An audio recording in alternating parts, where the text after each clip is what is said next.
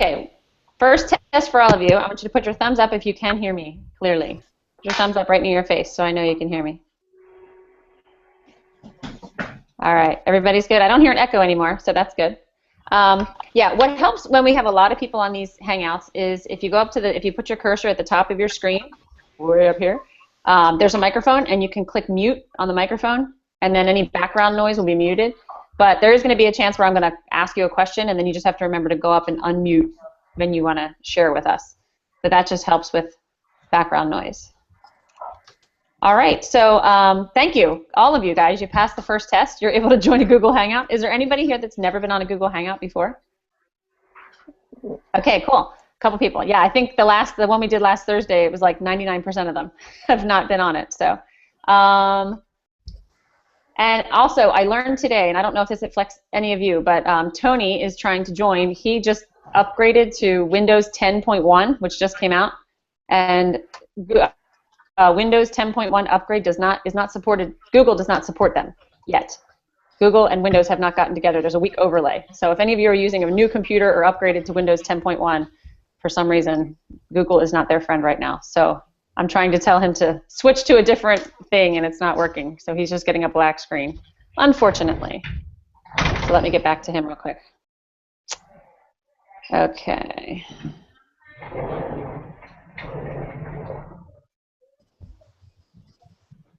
All right, so if you guys could just hold 1 second, I'm going to see if I can get him hooked up.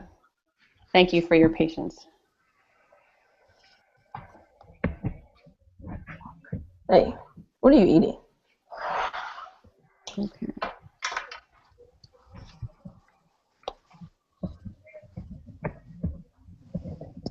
you want to see who's? I think Dad's up there. I know you guys can all still see me, which is really goofy while I'm trying to do this.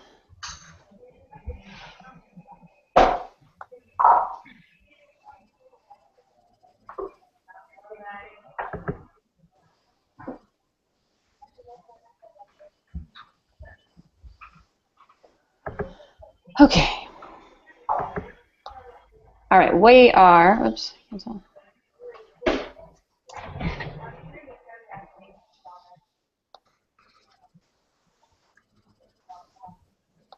right, let's get back here. All right, sorry everybody. All right, well, I'm Kelly, for those of you that I have not met yet.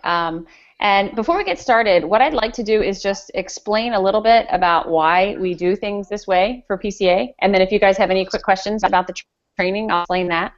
And then we're going to do some quick introductions, and then I'm just going to jump right in to the material. So first of all, I don't know how many of you have been familiar with Positive Coaching Alliance or how long. I know I've read a lot of your bios, and they're just fantastic. But just to give you a background on the training program and how we've changed over the years, when I was trained back in 2009, the way that we used to do it was to go to a certain location, like let's say we go up to New York or Connecticut or Ohio, and we would be, you would be recommended to us to be a trainer for Positive Coaching Alliance, similar to the way you were, and you would have filled out a trainer application, and we would invite you to spend an entire weekend at a certain location, Friday through Sunday, and it would be almost like PCA training boot camp. And we'd send you the material, you'd read it, you'd practice it, and then you'd come for a full weekend and learn how to be a PCA trainer. Well, what we found is that when we invited 20 people to come to a training session, and we told you a month ahead of time to read this book from cover to cover and practice, there were many people that waited until the last minute, human nature. So they would come not being prepared, and then it would take them halfway through the weekend to really catch up. And at the end of the weekend, we would be certifying 2 trainers out of like 14 to 20. So when I came on board, I was an educator. I have a master's degree in education, and I said somehow 2 out of 20 passing a course just does not fly with me. That wasn't the numbers that I wanted to see. There's got to be a better way. So we developed this course so that it would be done on your own time. It would be flexible with schedules, because 99% of the most awesome trainers we have are also incredible coaches.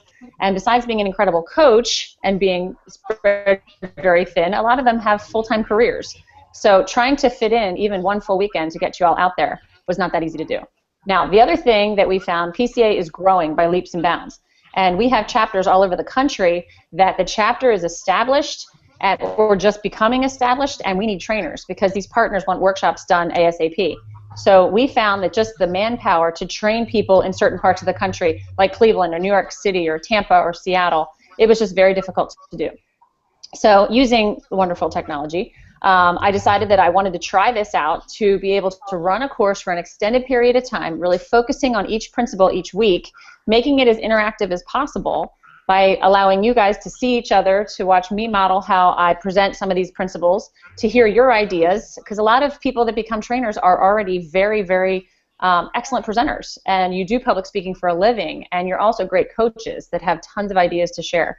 So I consider this 6-week course sort of a boot camp stretched out over 6 weeks, but it's really supposed to be interactive. I want you guys to get the most out of this as possible. So I love to model what we do, and I give in a lot of ideas on how I've seen other trainers present, but in reality, this has to be your workshop, and you have to be comfortable. And I always say, I don't want you to, it's great to steal ideas from other people, but if you can't pull it off, genuine confidence is something that you have to have as a presenter, and you have to connect to the audience. So I've seen a lot of trainers that have said, oh, I tried to do what you do and it just didn't work. Well, that's because it's not you. So my personality is different than a lot of other trainers' personalities, and hopefully you've gotten to see a workshop or two, and the content will be the same, but the workshop is completely different in our style. So we want you to develop your own style. We want you to be creative, but we want the message to come through loud and clear. So that being said, Lindsay asked me a question ahead of time, like, should we comment on people's discussion questions in the thread? I would love for you all to take the time to read through people's answers on the Google posts and comment and connect and say, oh my gosh, I used to go there, I know this coach too, or here's another great idea. Anything you can put into it, you're going to get a lot more out of it. But if that's not possible for you, it's not a quote unquote requirement. This course is not really a pass-fail. It's a course to get you ready, to give you as many resources and ideas as possible, so that at the end of the course, you can go out and present a great workshop. And ultimately, the idea is for you to present sort of a mock workshop for us on a Google Hangout, and then the next step would be to get you out in front of a live audience and co-present a workshop with a certified trainer. And then the step after that, if we feel you're ready, is to send you out into a live workshop of coaches. So that's sort of the timeline of the perfect world scenario and how things go. And different parts of the country do things slightly different, but for the most part, that's the order of things. So I'm going to pause for a minute, and if any of you have any questions just about the process, here's your chance to ask before we get started.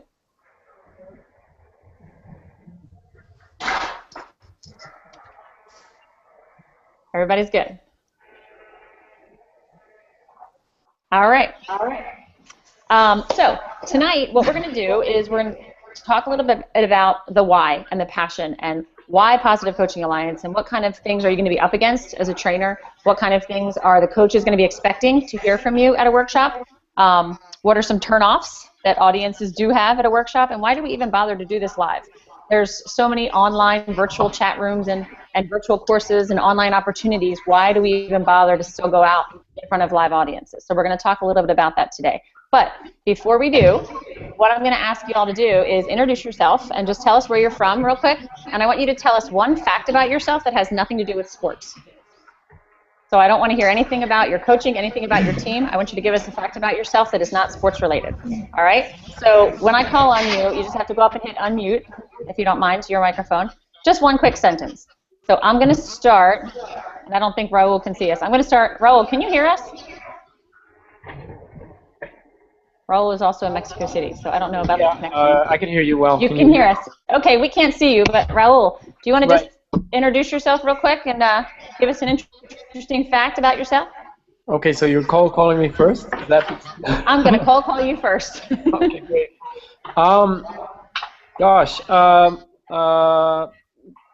My name is Raul Escalante. I was born in Canberra. My dad was a Mexican diplomat. Which I guess is a fact about myself. I went to the university here in Mexico on entrepreneurship and economics, which is in my interest. So I guess that's a fact. Anything more I should say about well, you know what? Not everybody doesn't have to get into this amount of detail, Raul, but I would like you to explain, because Positive Coaching Alliance has not had a chapter in Mexico City and currently doesn't really have a chapter in Mexico City. So if you want to just explain a little bit about IDEA Sport and what that is. And your connection with Positive Coaching Alliance? Sure.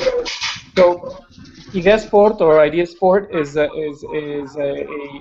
sports education company. We've been a PCA partner for 7 years now, and we took the seal of commitment in the sense that all of our coaches are certified double goal coaches, and we work different sports. About 70% of what we do is in soccer, and we offer different services. We coach coaches. We coach students in the positive coaching method. From professional teams like Club America to collegiate teams like Tec de Monterrey, or to private schools here in Mexico City. We also have a corporate social responsibility program working with an Irish multinational company with an at-risk community in the municipality of Ecatepec. Alonso, incidentally, runs that program for us. Alonso's also on the call. So I guess that's enough. Yeah, that's great. Thank you. I just wanted you to share that. This is the first time that we have had people from Mexico City join us in this course, and I think it's a really neat partnership. We've had a lot of partners in the United States that have asked for our workshops to be translated into Spanish and have a Spanish-speaking facilitator.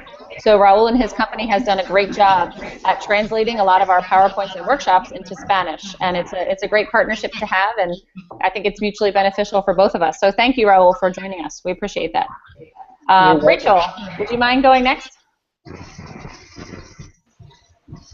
Can you guys hear me? Yep. All right. My name is Rachel. I live in Phoenix, Arizona, and a fun fact about me, aside from softball being my #1 passion, I also love to travel. And most recent international travel was South America. Spent some time between Ecuador and Peru. All right, thank you. And you know what, you did remind me. I want you to give us a fact that's not sport related, but I would like you to tell us what some of your sports of expertise are, because that's something that's really important in this course, that we're going to be pulling examples from different sports. So I know you said softball. Would you say that's do you have other sport background that you'd like to just tell us real quick, so that we know what sports you would be? It's primarily softball, but I spent a little bit of time running a nonprofit organization that revolved around handball.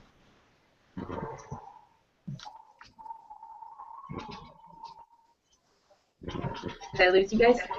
Okay. You think you lost us for a second. Go ahead, say it again. So aside from softball, I ran a nonprofit organization that revolved around handball.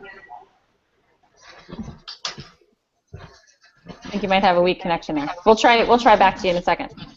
Owen, you want to give us a try? See if we can hear you here. Sure, my name's Owen West from Greenwich, Connecticut, and I've broken my nose 3 times. All right, thank you. And it looks pretty straight, actually. It's surprising. What are your sports of expertise background, would you say? For background, mostly team-based sports for myself. I was a rower in college and then did expedition racing, which is kind of 8 to 12 day races with co-ed teams. But I coached the usual junket of soccer, track, and flag football. All right, thank you. All right, Lindsay. Is it working? Yep. Okay. Hey, I'm Lindsay. I'm from Boston, Mass. My area of expertise is basketball, and I have a long way to go, but I am trying to learn how to cook. All right. Sounds good. Okay, David? Yeah, I'm David. I'm from Columbus, Ohio, and I am married and have 5 kids, and my area of expertise is basketball. All right, thank you. Okay, Danny? All right, can you hear me? Yep. Perfect. I'm from Minnesota. My area of expertise is softball. I played softball in college, and I coach it currently. And I got married this past September. Congratulations. That's great. We've got a lot of softball people in this course this time. More so than normal, than usual, I should say. Chad? My name is Chad. I live in Estes Park, Colorado. and I teach middle school PE and health. All right. And my main sport is basketball. All right. And can you give us a fun fact? I'm going to a professional bull riding event tonight. I work part-time at the fairgrounds here in our town. That's awesome. You won't be riding the bull. No, I'm not that good. You got to have a growth mindset, Chad. You got to work up to it. All right. All right. Antoinette.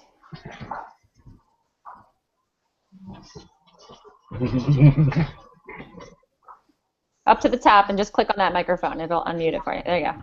Sorry, it's my first time. No worries. My name is Antoinette, but 98% of the people that know me call me Ace. Usually Coach Ace or whatever. But I live in Boston, Mass. as well, and my area of expertise is basketball as well. Fun fact about me, I am a TV junkie. I love TV. TV's my hobby. I love it. And Alonzo, I don't know if you can still hear us. Yes, I Okay. can hear you. We can't see you anymore, but we could see you before. We can't see you now, but go ahead. Maybe it's because I switched from my phone to my PC, but Okay. I'm Alonso. I live in Mexico City. I don't speak English as well as I want, but I always make my big effort. My expertise is soccer, and at this moment I'm studying psychology. Okay. Thank you. Do you have a fun fact to tell us about yourself? Fun fact, maybe I'm a little fat. Okay. And we can't see you, so now we have no idea. Thank you. That is a fun fact. All right. I can attest to that, but he's getting better at it. Okay. Thanks. All right. The funny thing is, when I do these video calls, I have no idea the size of any of you. And I was actually out in San Francisco in April, and I got to meet one of the girls that was in the course, the last course that we did.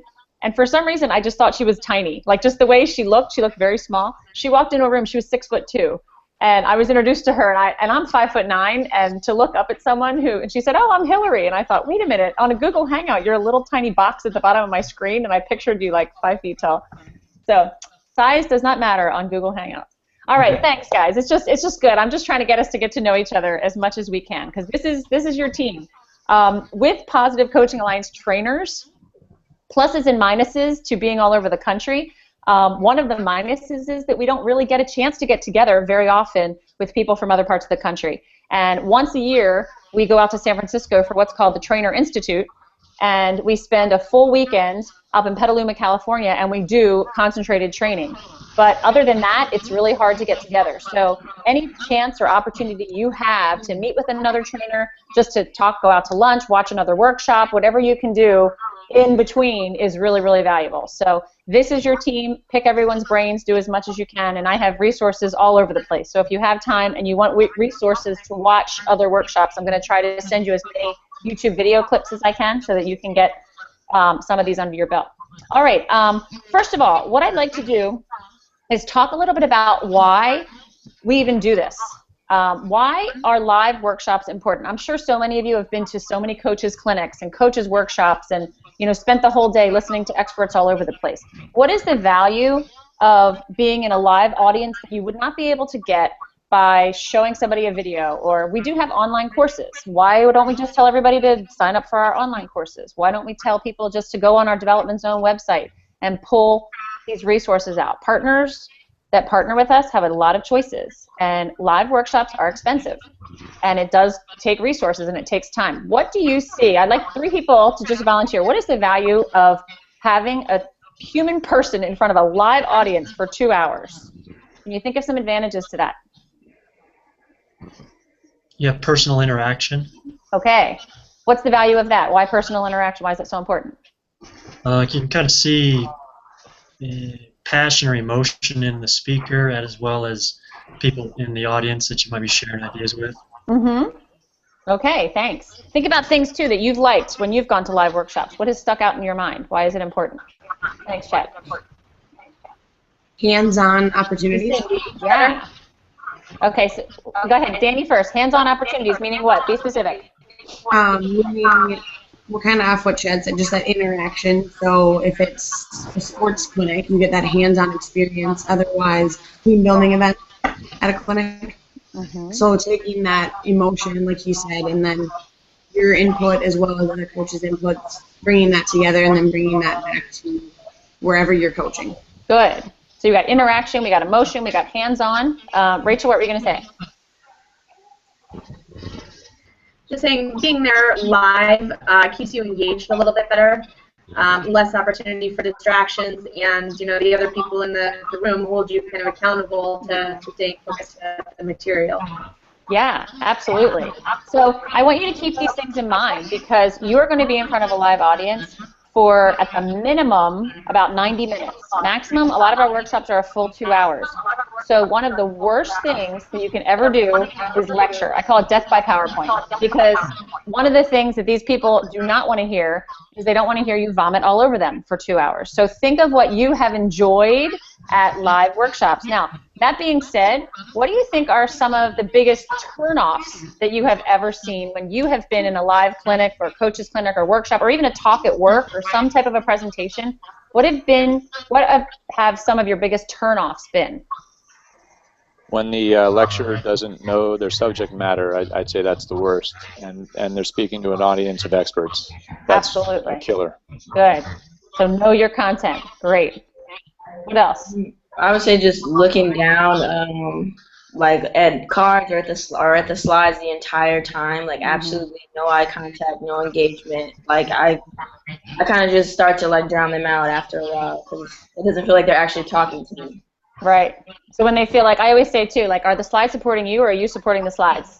So make sure you know what you're talking about and you're not, if your computer goes dead like mine just did, what are you going to do? Are you still going to give a great workshop or are you going to panic and go, okay, I'm done. I have no clue what I'm talking about now. I don't think it really went off. I think it just fell asleep. All right, what else? What are some turnoffs? Monotony. Monotony. Rachel said monotony. Yes. Chad, what did you say? I count how many times they say, Oh. And as we get closer to the end, when we are critiquing you, it's really amazing how many people don't realize how much they do say. But again, that's being comfortable in front of an audience and knowing your content and just slowing yourself down. And it's funny because I had someone say, I really worked on it. Like the last time you told me I said and I said like, and I said all those things a lot, I really worked on it. And I said, really? Because in the first 2 minutes, you said 17 times. And they were like, really? Like it's so subconscious, they don't even realize they do it. All right, any other major turnoffs?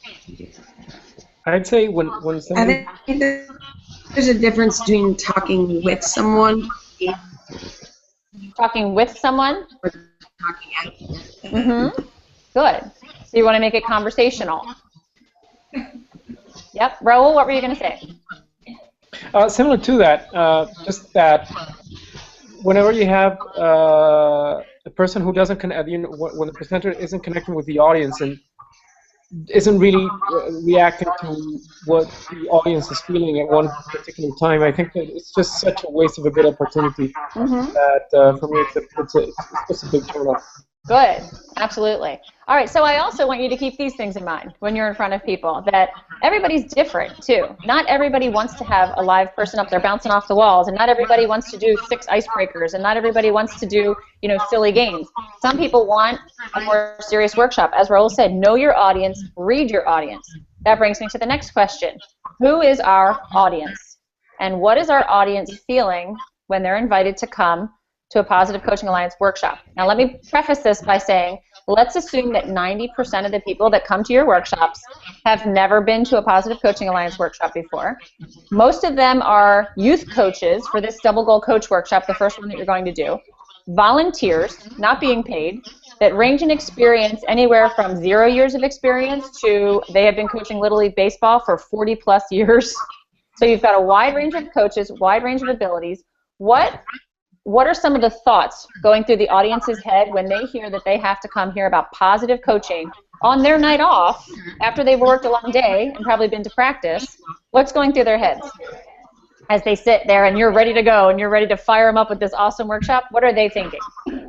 First thing probably would be that it's a waste of their time. Okay, why? Because a lot of coaches are confident and they would think that they already know their sport well enough to teach it or coach it effectively. Yep, absolutely. What are some others? So they know more than you do. That is definitely a number one attitude that comes to workshops. Who else? What else?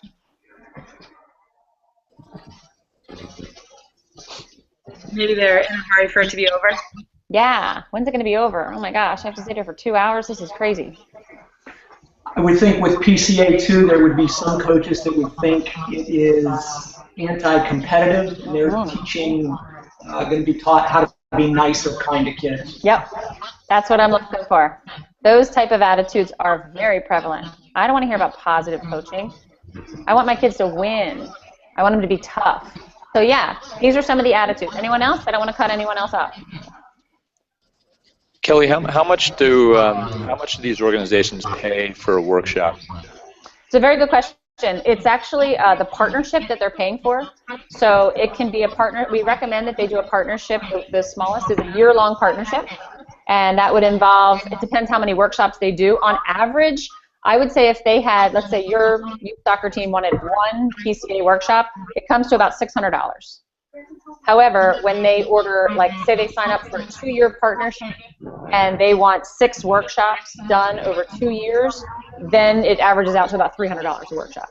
So what we're really trying to do is become an alliance with them in a partnership. Yes, have some organizations said, I'll just take one coach workshop and one parent workshop and we're done? They have. But in order to really gain what we're trying to do, a partnership is best, because then we have follow-up, we have a partner support manager that will call them and support them, we have a leadership team that's going to support them, then they're open to all of the resources that we have online to be able to use. So it's really advantageous to them to sign up for a lengthy partnership. We have some teams, I think there's a school up in New York that's been a 9-year partner for Positive Coaching Lines. And they have gotten their workshops so customized now that they actually have created a lot of new workshops and will accommodate them. So that's not a simple answer, but that's pretty much the general idea. And the nice thing is, as trainers, we are not involved in any of that sales. When we first started way back in 1998, the trainers were basically selling workshops. So you would get out there and you would present a workshop for 2 hours and then give them the sales pitch and then try to recruit partnerships. And when I first started as a trainer, people were coming up to me afterwards saying, oh my gosh, this was fantastic. I want you to get in front of this team or that team. And I called, San Francisco and I said, wait a minute, why aren't we selling? We should be selling because we're the ones that are giving the information. And it took me a little while to realize the conflict of interest when you're trying to educate and sell at the same time. So the system works now that we are not the salespeople, which works out well. There have been some trainers that have now become salespeople because they've liked that end of it, and that's what they're doing now. But as a training team, we're not involved in sales. Okay, so I think you guys have a general idea as to why we do live workshops, why they're valuable, why they're important. I'm going to keep moving on. What I want to talk about right now is something that Jeff Dale was the chapter executive director out in Colorado, and I hear a lot of background noise actually from someone. So if you all wouldn't mind just like muting for a second. I don't know if anybody else hears that, but there's... Yes, I hear it too. Yeah, somebody has some background noise. I don't mean to silence you, but... Thanks. Ooh, that's nice and quiet. Okay. So Jeff Dale was a chapter executive director out in Denver, and his title is now the director of field operations. So Jeff Dale is now in charge of what's going on out in the field in the United States in terms of our movement. So I asked Jeff a few months back, I said, okay, if you were going to hire the perfect Positive Coaching Alliance trainer, who would it be? Who are you looking for in a Positive Coaching Alliance trainer? And he gave me 5 things. And a lot of them I'm still hearing the background noise. Okay. I'm still hearing the background noise. Okay. I don't know if everybody's muted or not, but... Yeah, Alonzo, can you mute your microphone maybe? No. If you go up to the top of the screen and hit mute. There you go. That sounds quieter. Is that good? Okay, I think that's good. All right, so Jeff Dale said to me 5 things that he's looking for in a PCA trainer. And these are the kinds of things we were looking for when we were talking to you. A lot of you we got to interview and you got to know somebody before we brought you on. He said, number 1 is I'm looking for someone that's bought into the mission of PCA. Meaning, are you living it? Are you walking the walk? There's a lot of times where you can get up there and you can talk about, oh, these principles and filling the emotional tank is great, mastery focus is great, and honoring the game is great, but are you bought into it? And have you been coaching like that? Or if you have not been coaching like that, what changed you to coach like that now and see the value of it? And that's something that comes with credibility, and it comes with confidence, and it comes with just being genuine to who you are as a coach. Number 2, Jeff said he's looking for somebody that can facilitate a great experience. Our workshops and our partnerships are growing by leaps and bounds. Our goal is by 2020 to impact over 20 million athletes. And we are now up to our 13th chapter. And by 2020, we're hoping to have 26 chapters opening. Now, that's not because you see our commercials on the Super Bowl. We're a nonprofit organization that is growing because our message is working. People are changing the way they coach, and they're seeing the results on the scoreboard.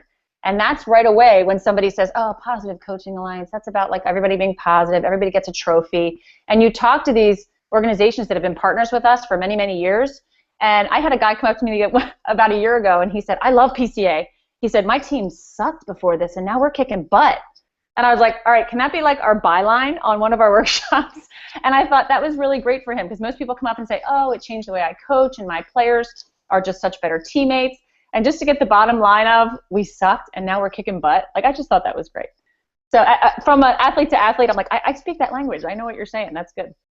So one of the things he said is, we want this to be an experience where it's going to be dynamic. It's going to be interactive. As Danny said, hands-on. We don't want you to lecture. These are coaches. These are coaches that want to know, how can I get my kids motivated and working their butts off so that we can win more games and we can be more successful on the scoreboard. And we can do this in the right way. So they're going to want to come back next year, and they're going to play their hardest.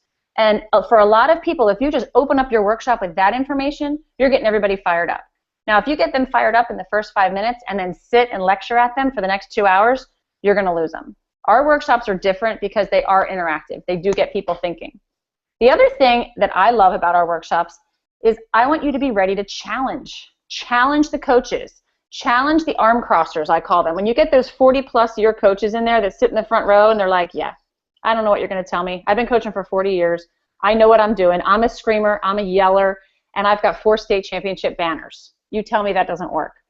Okay? Be ready to be challenged by coaches, but also be ready to challenge them right back. And interestingly, if any of you get a chance, the last Hangout on Thursday, I spoke about the most belligerent audience member that I ever had at one of my workshops. He was a soccer coach who had 5 state championship banners. It was the local high school where my kids go to school. He was probably the most obnoxious coach I'd ever had at a workshop. At the end of the workshop, at the end of the video hangout that we did on Thursday, Laura Kane, who's from Denver, who's in your course, stayed on longer, and she said, where did you do that workshop? It ended up being her soccer coach that I was talking about, which is bizarre because I'm in Pennsylvania and she's in Denver. And she said, as soon as you were talking about this guy, I'm thinking, this sounds a lot like my soccer coach. And then she stopped me and said, where do you live? What part of Pennsylvania are you from? And it turned out being her soccer coach that was the guy in the front row. But don't be afraid to be challenged. You're going to be challenged, but you also have to challenge them right back. So it's a certain air about you. I always say you have to connect. You are the expert in the room. You have to be confident, but arrogance is one of the biggest turnoffs. So that's a fine line. Also, you need to be a good educator. We are about educating coaches. It's not just about the information that's based on research, because that's a fantastic credential right there, but you have to be ready to educate coaches. So we are considered educators. One of the things that I sent to you in the email last week, and I'm going to put it on our Google Drive, is called the SMAC recipe. SMAC stands for systematic, methodical, and consistent. And we borrowed that from Jim Collins' book, Good to Great. And what that is, it's 11 steps that, again, all different trainers from all different parts of the country do their workshops a little bit differently. However, if you follow these 11 steps to presenting a great workshop, it's going to be successful. And we're going to go over that next week a little bit more too. But a lot of it has to do with just key points in giving a great presentation and making sure that you're emphasizing the right points. So right now, I'm going to pause again for a second and see if anybody has questions or comments just about the presentation piece and what we're doing there. No questions. All right. So what we're going to do is I'm going to talk a little bit about why. And what I would like each of you to do right now is just think about your why. why in the world, because I try to, I mean, somebody said one time, you know, you're kind of scaring these people. Like you're putting them, you're setting them up to go, yeah, the coaches might be belligerent. They don't want to hear what you have to say. They think they know how to coach. They're the experts in the room. Why in the world would you want to subject yourself to that? But all of you are still here, and all of you know, and you're tough. I mean, most people that want to become trainers, you guys are tough enough to be able to handle some of the things you've been through just by reading your bios. I think you can handle this. I'm not worried at all. Why would you want to do this? So I want you to just think for 1 second, and I call it the elevator speech. Somebody stops you in an elevator, and you have on your Positive Coaching Alliance shirt, and they say, what's Positive Coaching Alliance? What's that all about? And you say, oh, I'm a trainer for the Positive Coaching Alliance. Well, why? Why would you want to do that? What does that mean to you? So I would like all of you just for 1 second to think. Just take 10 seconds. And then I'm going to ask you to share with the group, why do you want to do this? So if any of you would like to volunteer, that would be great. I am going to call on all of you. But if anybody would like to volunteer to go first, feel free. Yeah, I'll go first, Okay, Kelly. Because I would say because the kids are worth it. The kids that are coached by PCA coaches that follow their principles, from my experience, have a great experience themselves, and you get great results as well. All right. Thank you. David, would you like to call on someone else to go next? And you can raise your hand to volunteer if you'd like to go next. I see a lot of faces. I know one of them's going to jump up here and say something. You don't see my face. I'll jump up. Okay. So my elevator pitch is that I have seen it work, and I have seen I have seen how this method makes kids enjoy themselves so much more and play so much harder and learn so much quicker.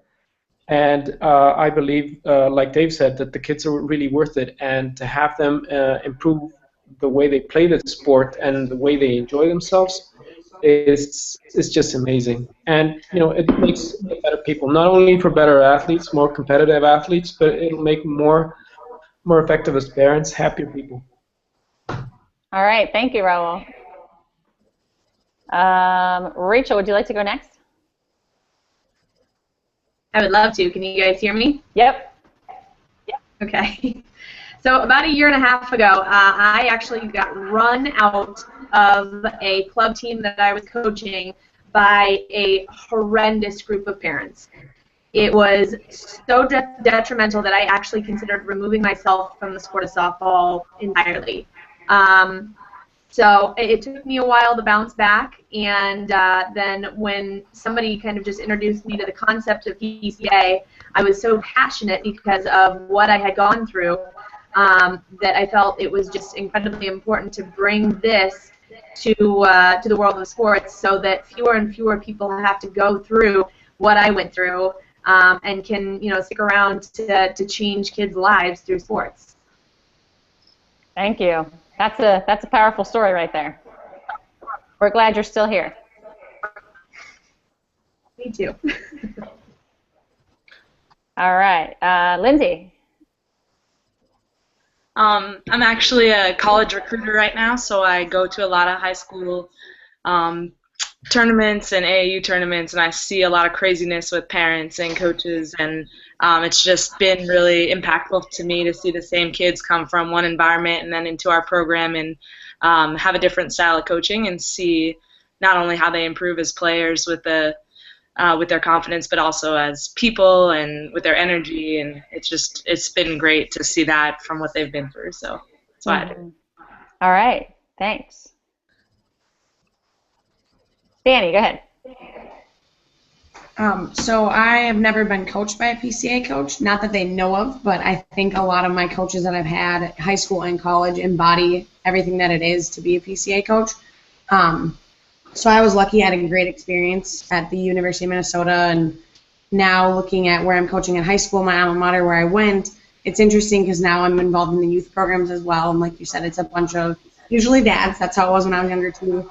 Not saying they're bad, but I think it's more of like a part of a giving back, but also part of I want those girls to have the same experience I did and be as passionate about a sport, and not even just sport, but the lessons I learned and who I am today, I think was formed a lot by my coaches growing up. So. Great. Hold on to that thought, because that's how we're going to start next week's Hangout too. So thank you for sharing that. All right, who else? Ace?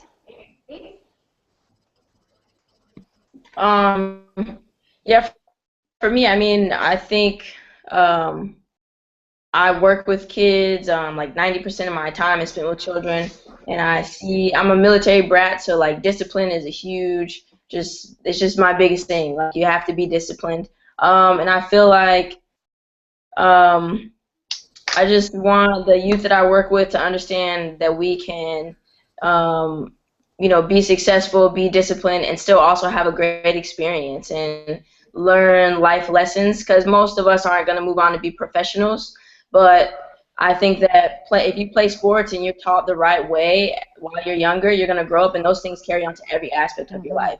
So if you have a positive experience, some kids, especially for girls, it's like make or break. If they hate their coach, like they might stop playing. And there's so many things that they don't learn afterwards because they had like a horrible experience with a terrible coach who just yelled at them, screamed at them all the time. And I think that it's so important to understand that we need to try to extend their careers as long as possible and teach them as much as possible about life as we can during that time. Thank you.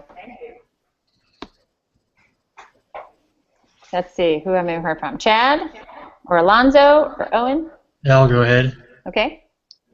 For me, I had such a great experience in high school and college.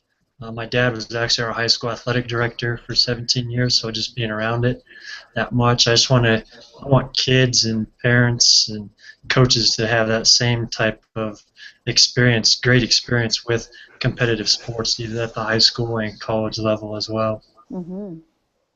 Great. All right, you want to pass it on? I love it.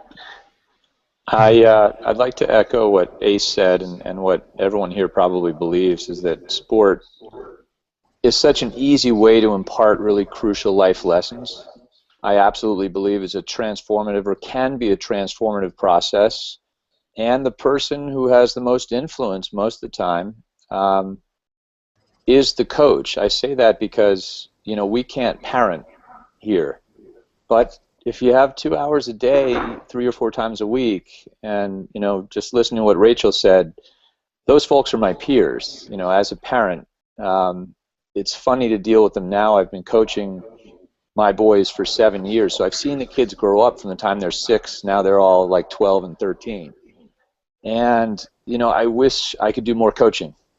Because some of them have already broken off on a different track. So I believe in the organization already. That's why I'm attracted to it, and I'm eager to learn more. Yeah, thank you very much.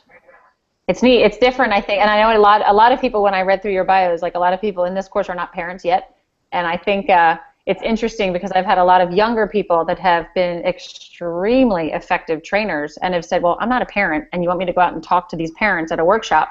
But you have to remember, like, you've been parented. And like Rachel's case, she's seen parents.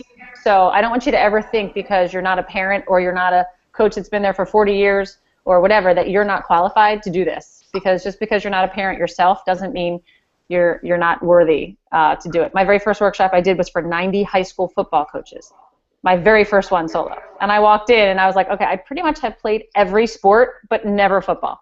And I had 2 brothers, and they were baseball players. So, I mean, I kind of went in a wreck and walked out of there like, you know what? The greatest thing about this is it doesn't matter that I've never coached because I'm sharing with you awesome stories and great research that's been done about what coaches do that are most effective. So it's really helpful because it's not you going in to prove yourself. It's you going in to be an educator and share information. All right, so who did we miss here? Alonzo, would you like to share with us why? Yes, okay. Can you hear me? We can. Okay, so I want to share something that changed my life. This moment, I coach kids that lives in poverty, so I will help them to change their lives. Yeah, and that's an opportunity to do so. I'm sorry? I said, and you have an amazing opportunity to do so. Yeah. Through sports and through positive coaching. Yes. Thank you very much. And I think your English is very good, by the way. Well, I try. Okay. So what you all just mentioned about your why, that is one of the most important openings to a workshop you can do. Because the very first thought in every person's mind when they're sitting at a workshop is, why am I here? And I think one of the best things you can do as a trainer is to tell them why are you here? Why are you there? Why are you bothering? Why does this mean so much to you? And you're definitely not doing this for the money. You're doing it for all the reasons that you just mentioned, because it's changed you in some way. And some of you have said it's the life lessons, it's the stuff that you remember. And my kids are going to be laughing because they're overhearing me in this room, but I have 4 swimmers. I have 4 daughters, and they all swim. And on Tuesday or Thursday night in Pennsylvania, it was 60 degrees and pouring down rain. And I don't know how many of you that were youth swimmers, but the swim meet went on because there was no lightning and no thunder, and we're sitting there under umbrellas freezing, and my 4 kids are not in the mood to swim at all. And I'm thinking as a parent, all right, I just want to tell the coach we're out of here because this is ridiculous. It's freezing, it's cold, nobody wants to swim. And then the other part of me is going, think about the life lessons that I'm going to teach them if we quit this meet and go home right now. Think about the life lessons they're going to learn if they learn to get in the pool, be tough, do well, do their best with all these horrible adverse conditions. And all 4 of them did it, and I was so proud of them. But it's hard as a parent because you're like, oh, gosh, I was freezing, I was wet, I was cold, I wanted to go home. And I was thinking, I can't do that. These are the life lessons they're going to learn from. So the whole drive home in the car, I'm like, I'm so proud of you guys. Someday you're going to be somewhere and you're going to be freezing cold and you're going to be tired and you're going to remember this swim meet that you did. And whether they understood me or not, they were like, okay, Mom, whatever. But, I mean, it's where life lessons happen. And I don't think there's any other place that I would have forced my kids to stand out in the freezing cold rain for 2 hours and then jump in a 60-degree pool and swim 50 meters or whatever. So it's so true. All right, well, what I want to do now, I appreciate it. Thank you all for sharing very much. What I'm going to do now is I want to talk a little bit, just to wrap up this call, about the kind of logistics and what we're going to do. So starting next week, actually starting tomorrow, every week I'm going to be posting what slides in the PowerPoint that we're going to be going over each week. Alonzo, would you mind putting on mute again? Because I think it was your background that was causing some feedback. Not to single you out, but... There you go. Thanks. So tomorrow I'm going to be sending you the links to 2 PowerPoint presentations. One of them is going to be for a PC, and one of them is going to be for a Mac. It's really crucial that you download the right one because of the video playing. So when I send it to you, you can open it up. It's going to be on Google Drive. You can open it up and it'll play on Google Drive. What I'm going to ask you to do is download it to your computer and just double check and make sure that the videos play through. If you have any technical difficulty with that, let me know. But I'm going to send that out tomorrow morning with the announcement. And then this week we're going to talk about the intro, which is the first 10 slides of the PowerPoint. So we're going to be using your why story. We're going to be using the very first couple slides to say, who was the most influential coach in your life? And what did that coach mean to you? And sometimes it's a positive story and sometimes it's a negative. So I want you to kind of start thinking about that a little bit. A lot of you mentioned that in your legacy as a coach, that you had coaches that were so influential in your life. That's how we start our workshops. Then the workshops get into, or the next few slides, get into the history of PCA. Now, we used to have all those history of PCA slides. They were the very first slides in the workshop. We had that way for years, and it was a really boring way to start a workshop. So we turned off people within the first 5 minutes. And then when we started really getting the audience up and thinking and moving and interacting within the first 5 minutes, then to go through sort of the statistics and the background and the history of PCA, people were much more alert, much more attentive. So that's why we want to get the audience with the passion first and the why, and who was an influential coach in your life and why, and how did that change the way you coach, or what life lessons have you learned. So I want you to start thinking about that in the back of your head. As we go through the PowerPoint, every week I'm going to have this screen behind me. So I'm going to be going through the PowerPoint as if I were presenting it to a live audience. So you don't need to have your PowerPoint up when we do the Google Hangouts. Not everybody has a capability of having a Google Hangout and the PowerPoint. So don't worry about that. I'm going to go through the slides as we do. The slides, there's notes. We put those notes there for suggestions. Any of you that are comfortable public speakers, obviously the worst thing you can do is read the notes and regurgitate them. But they are there to help you, and they're there as a guide. Please don't get into the habit of, as I said, the slides are there to support you. You're the magic in the room. The slides are there to support you. So read the notes in terms of homework and what can you do to prepare. Read them if you can before the Hangout. Go through the first 10 slides. Go through the introductory slides, read the details, so that when I present it next week, you're thinking of it not in terms of, okay, Kelly's doing a really good job presenting this, but you're thinking in terms of how would I present this differently? How would I do it the same? What do I like about what she did? How would I convey this message to an audience? Because right now, you guys are no longer an audience. You guys have to picture yourself doing this and make it real. So Kelly, how much do coaches eventually build their own decks based on a template that you provide, or how much flexibility is there in the presentation? That's a very good question.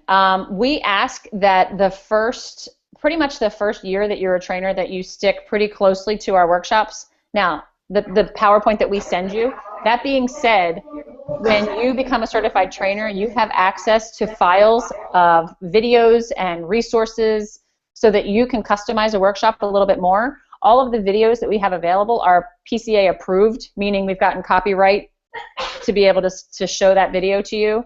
And I think there's probably over 100 different videos. Some of them are personal interviews that PCA has actually done in-house. Other ones are, maybe ESPN has interviewed Steve Kerr, and we've gotten permission to use that in our workshops. So it's best, I think, just in the beginning to stay to the framework. However, if you want to change the order of some of the slides around, like the introductory slides, or sometimes I go through and I hide some of the slides because I have a more effective way of explaining the emotional tank rather than going through each individual bullet point, that's fine for you to do. So you do have flexibility to work with that. But as I said, in the beginning, we'd like you to stick pretty closely to the presentation that we have. Now, if any of you live up in New England and have ever watched Eric Eisendrath, who is our other lead trainer, present a workshop, you probably wouldn't even recognize it because he used to work in the television industry, and so he's got clips from all over the place that I'm like, wow, I've never seen these before. So we do trust you to have liberty to do this and put a lot of your own flair into it, but grabbing a video from something that you just found on YouTube without getting permission can be a little hairy. Does that answer your question? Okay, thanks.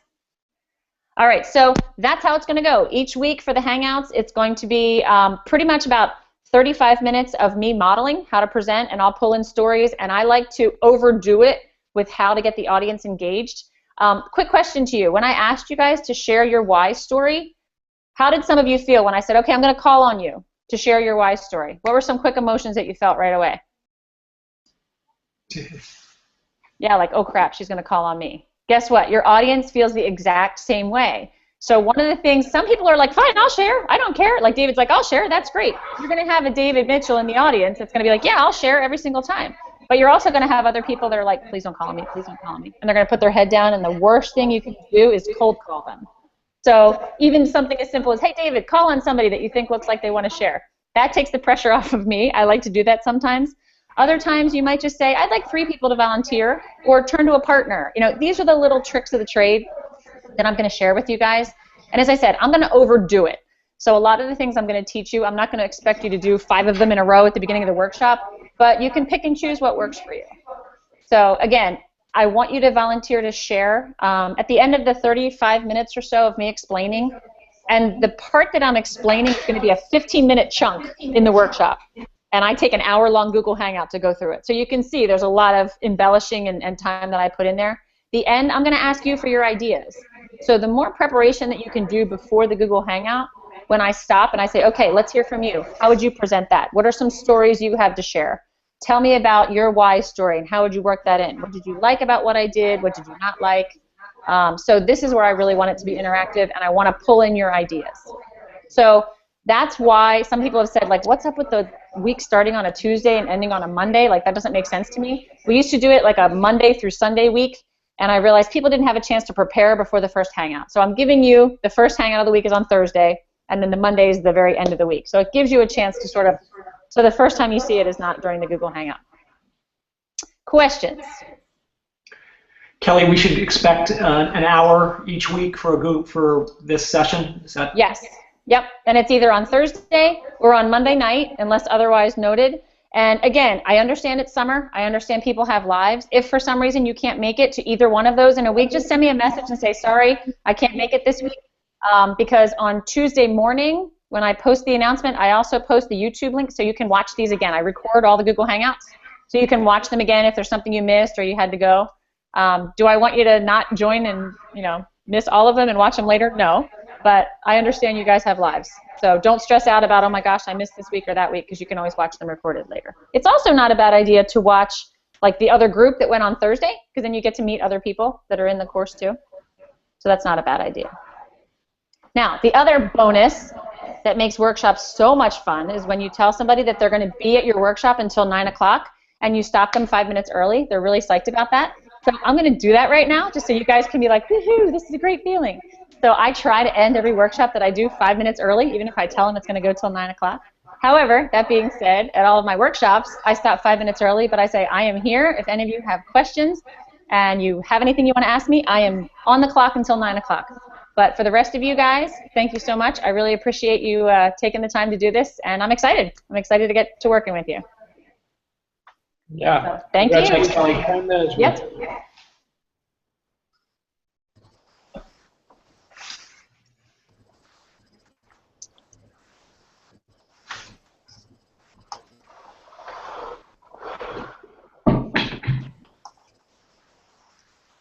Thanks, Kelly. Bye. Yep, you're welcome. Thanks for joining us.